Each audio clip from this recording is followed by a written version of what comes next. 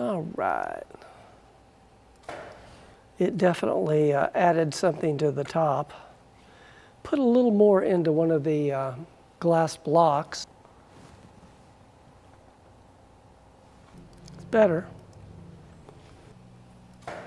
Before and after. You can see the sparkles in here, a little more light coming in. Well, I'm in the middle of the country.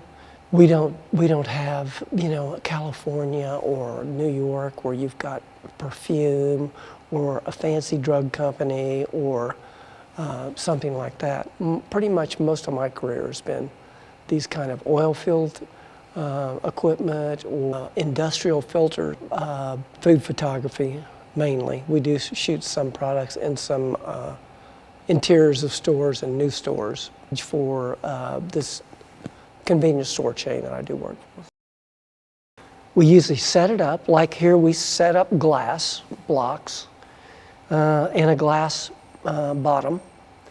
And then we figured out what made the product look best and what made the background work with it. Do you want it dark back there? Do you want it light? This particular client likes a real natural look, which dictated how I lit it. So I didn't even use a soft box. Normally I would have a soft box here, which is great because you have such control over how it's angled and all that. Why something different? Well, I wanted it softer, so we went with this scrim, and then I put 2 4x8 foam cores in the back, and then bounced light heads into them that are diffused. That gave sort of a really nicer light. So is that something you read about in a book, or you No, I just learn over time? Yeah, just learned over time. Yeah, so that's going to be your hero light, and then everything else just sort of adds to it. Most of the time we use fill cards. Here's our main light coming in through here, lighting the side of the glass, giving it dimension. And we've got to make sure this looks good and gets plenty of light, and we got enough ice, might need to add ice. In studio, we shoot live. So I'm tethered to this 30-inch monitor.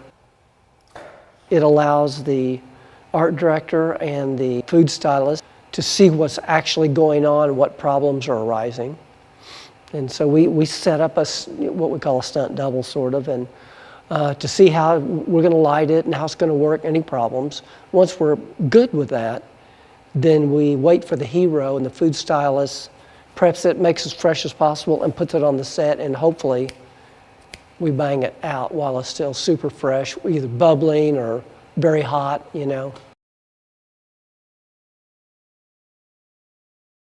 do you think about shooting pure white backgrounds?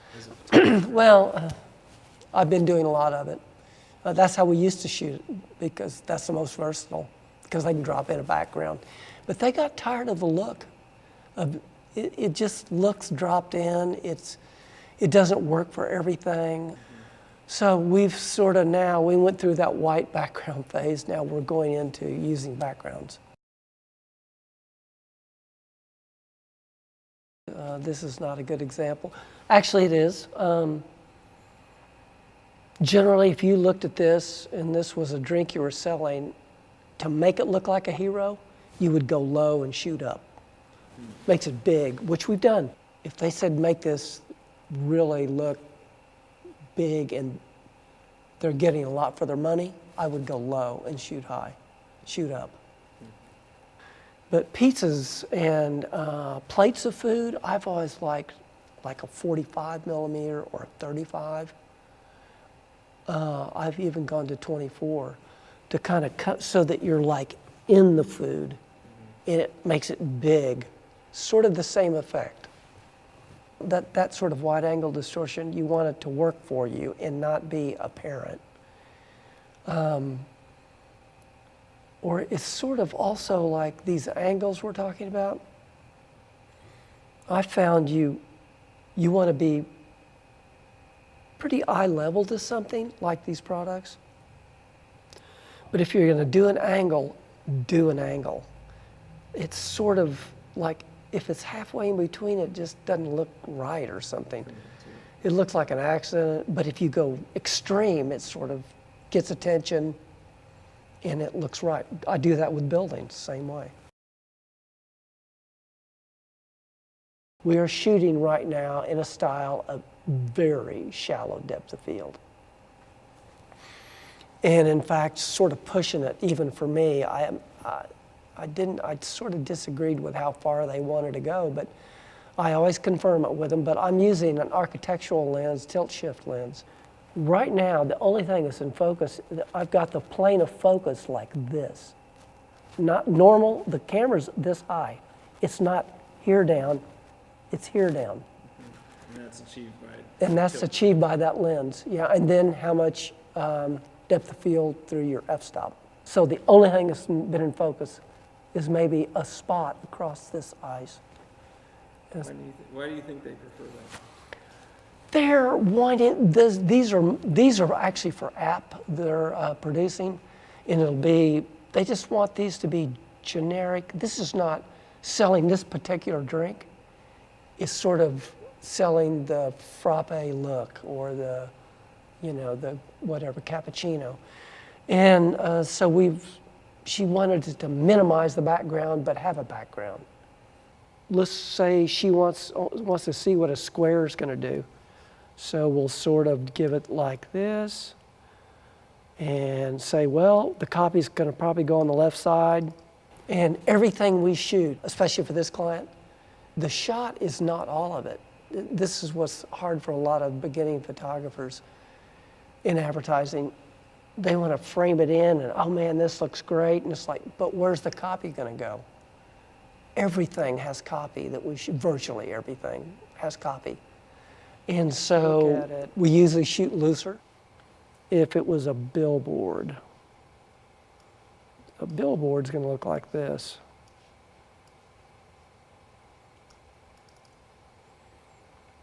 So you can see how important, I mean, that totally changes the whole look of what's important. But she knows this is going to say Quick Trip, latte, blah, blah, blah. The art director is sort of they're the ones, and they know what they're going to do with it, you know. It'll probably be something like this. And then she'll say, oh, this will work over here, no problem. Or, you know what, let's make sure we get that one out of there because I think that copy may come. But they are the ones using it. It is not you. And, you know, that's why, I mean, it is a team effort. And that was the hardest thing for me to get used to when I got into this. But you're dealing with the art director has a vision of how it's going to be used, what they sold to the end client, which may have another idea, and there's been lots of conflicts on that. That's why it's really important everybody's talking and everybody has the same information. Your social skills need to be really razor sharp and great because that will help you be successful. I press them. What are you going to use it for? What in your, you know, unimaginable, I mean, imaginable. What are you going to do? What could you do with this? Let's say, for instance, they want this moodier. This is actually sort of high key, but we wanted it that way. But let's say, all right, we've got that, but you know what? There's this other usage, and I'd like to have it a little moodier. Which tends to mean darker. Darker, generally, is what I would say. Sometimes you have to take away light. If you've got an area that's too light, you might put in a black card over here to dampen it down a little bit. This, to me, gives more of a feeling of like a nighttime drink instead of a morning drink. Totally different feel. It also, to me, looks a little more sophisticated.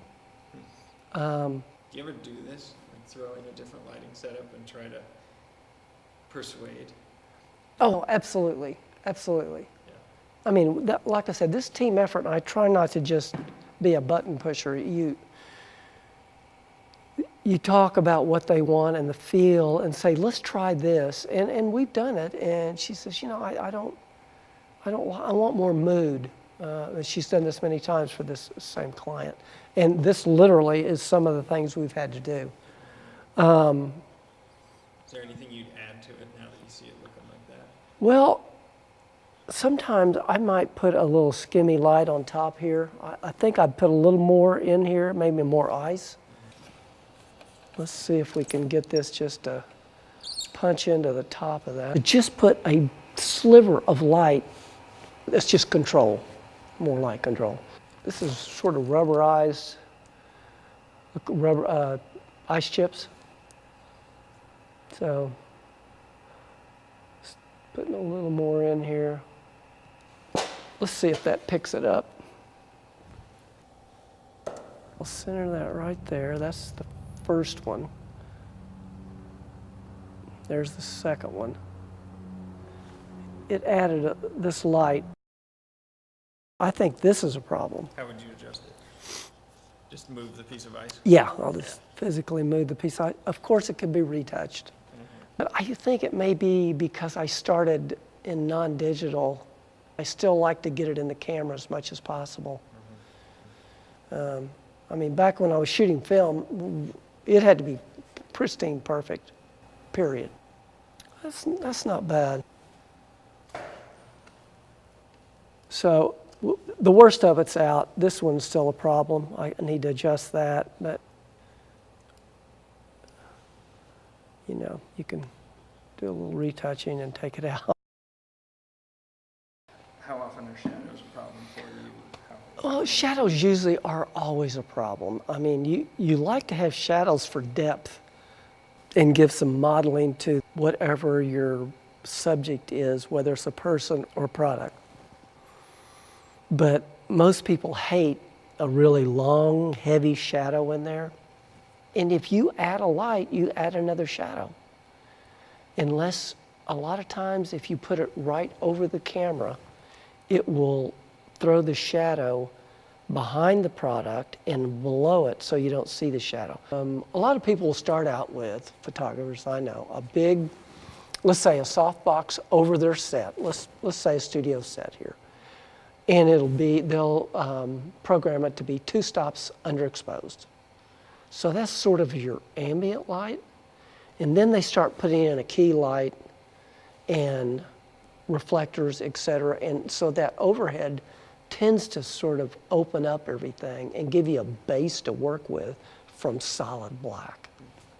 Sometimes I do it, sometimes I don't. But a lot of things I shoot are reflective, and all of a sudden you introduce an overhead light and it's a problem.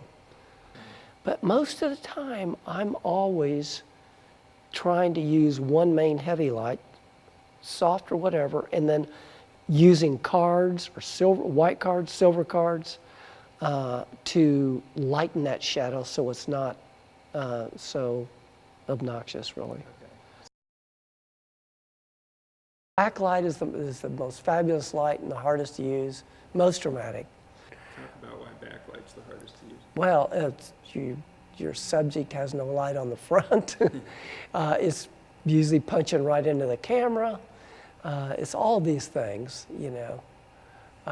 But it gives it drama, and in food, you always shoot sort of back to 3/4 side light. I heard that. Can you explain? It's texture of the food. Let's say pizza, which we shoot a lot of.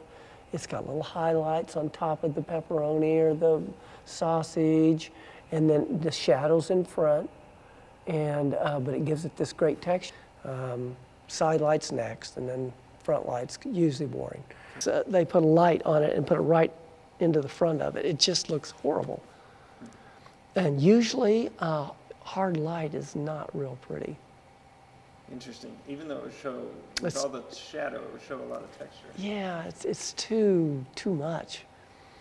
Well, a lot of times art directors get tied up in all the parameters of like this still life in trying to make tiny moves, when really the most important thing is the food look good and be fresh. And so when you say fresh, in your mind, what makes food look fresh? Moist, or steaming if you can do it, so kind of bubbling, fizzing as a drink, bubbles in coffee, add life to coffee, which is nothing, it's just black.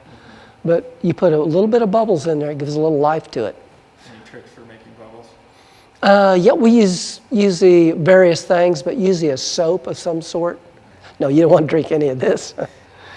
Then we'll spritz the glass at the last minute.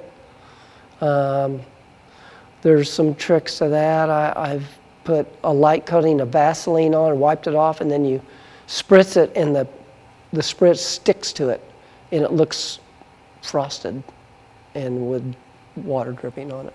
I've got canned sort of smoke, and you put that into especially a big scene like an interior. You can spray that into the air, and it puts sort of a light in there, a density, as opposed to being solid black. That's why you see it a lot of times in movies, I think, is just to pick up light. Of course, give it atmosphere too.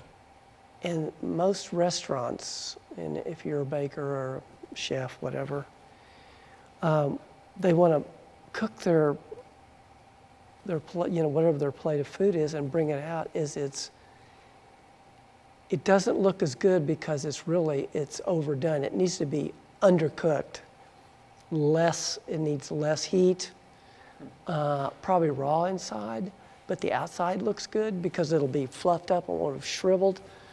So you sort of got to fight that a little bit, and if you can do that, if you have that control, that's sort of great.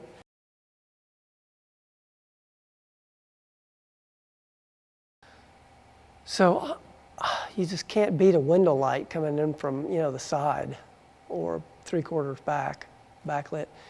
But it's that softness of the light makes it look better. The other is that texture thing. You want to see the texture of the meat or the pizza or the bread. So once again, that sort of side to backlit. And really, you're using natural light, outside light, let's say. Or maybe there's just a lamp over there. And you can use a reflector to fill back in so it's not so dark. And you want, generally speaking, you want your plate kind of clean, and you want your little condiments, whether it's parsley or whatever, sort of artfully placed. Maybe you don't put as much in, maybe you don't put as much sauce. You put just a little bit. Yeah, would you say simpler is better? Yeah, and less is more. I mean, it absolutely is. You just can't beat simplicity. But you can do it. My wife does it with her iPhone when she's shot some things. She's gotten some good stuff, just making do.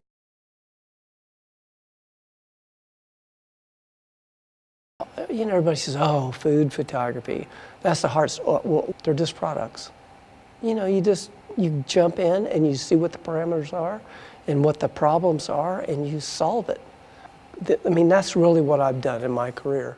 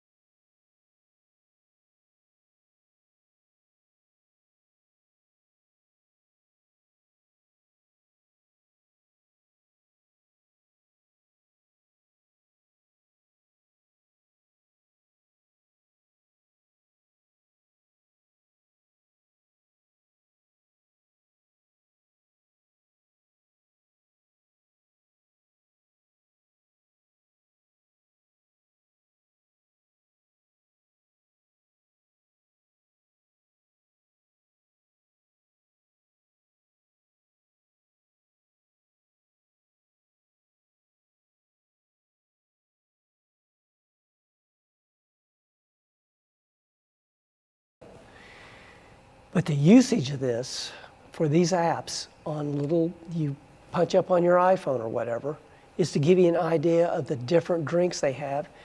And it's going to be so small, really, the most important part is the top. So that we went with a high angle and made everything shallow depth of field below it so that it's just like this. This is an iced latte. It might have whipped cream on.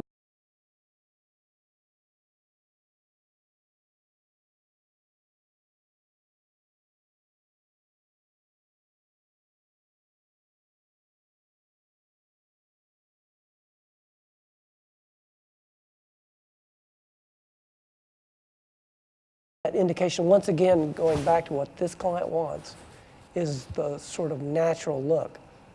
So she liked that idea of like coming through Venetian blinds, or, I mean, we'll put something up just to break the light up. So maybe a shaft comes across here, and a dark shaft here, and then a light shaft over here. And it's, Give the eye different things to look at. yeah, different things to look at. You've got to work with it. It's, you know, it's not predetermined. You think, oh, this might work, and then you fuss with it and refine it, maybe lighten it up, maybe make it more narrow.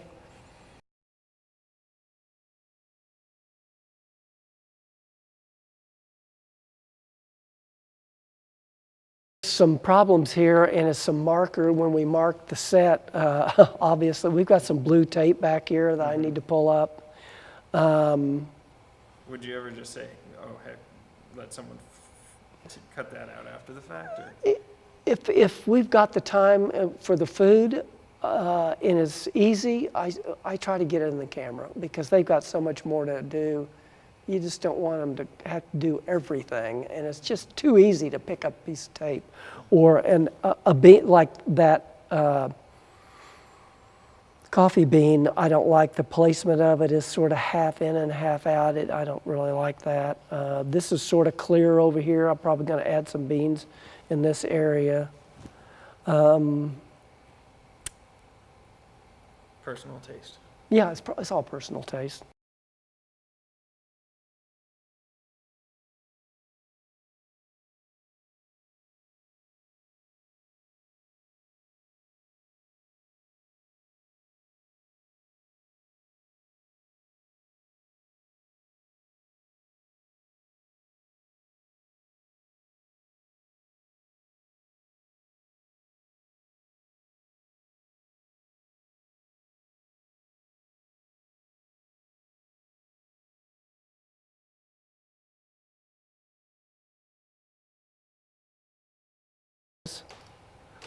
And the top of the drink is what we're going to have in focus.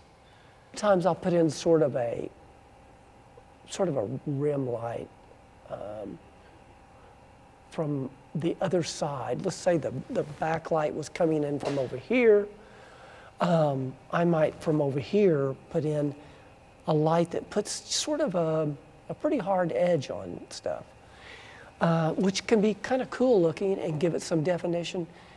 But once again, the client on this, she wants to get away from that. She wants it to look like window light. I mean, we've shot up front of my studio. We have a big, like 15-foot window that we use. So that's why we did that. You also have to watch with glass and reflections and that sort of thing. And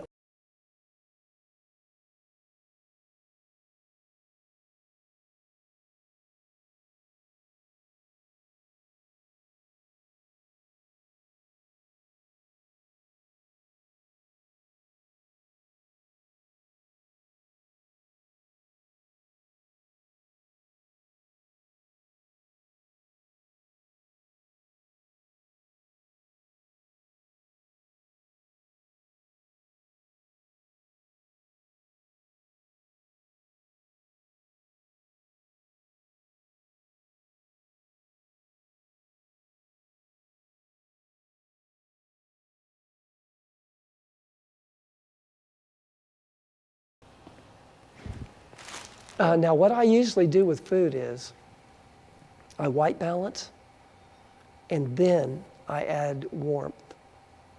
So post-production, what I would have done in the old days, I would put an 81A in front of the camera. It's got just enough warmth, or depending on what it is, an 81B, C, D, E, F. And actually Photoshop's got them identified just like that in Photoshop. But I do it in RAW, in Bridge. And I usually just take that, get the white balance where it looks right, neutral, and then I just warm it up a little, because food needs to, generally speaking, unless you're talking about a cold drink and you want to maybe emphasize the blue, you know, but most food, warmth adds a lot to it. And shallow depth of field helps. You know, it gives you a feel of everything, but you don't have to see everything.